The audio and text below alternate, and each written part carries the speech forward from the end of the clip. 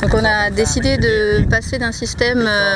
d'élevage ovin, bovin et culture à l'élevage laitier. C'est vraiment les raisons de durabilité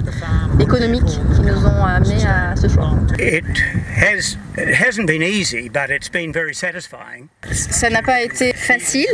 mais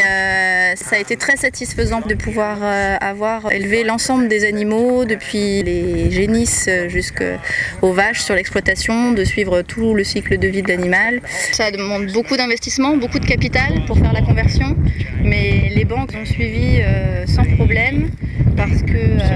le secteur laitier est beaucoup plus profitable, enfin rentable, beaucoup plus dynamique et avec des perspectives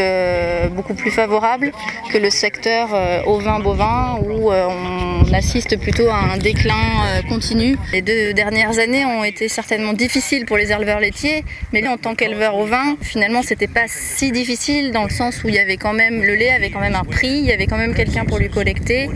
alors que dans les périodes difficiles en ovin-bovin, en fait les acheteurs ils n'achètent pas, même à aucun prix, et donc finalement même en période de crise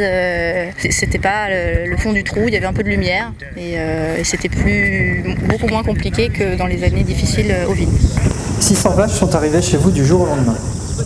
Vu la rapidité avec laquelle vous êtes devenu éleveur laitier, est-ce que votre ferme restera laitière ou connaîtra-t-elle une nouvelle conversion si la conjoncture le justifie ou si une occasion se présente? C'est sûr que cette terre, elle a déjà été ferme laitière, ferme ovine, ferme laitière. Elle est plutôt adaptée à la prairie, mais on peut aussi faire des cultures et rien ne dit qu'elle ne sera pas de nouveau convertie à autre chose s'il le faut.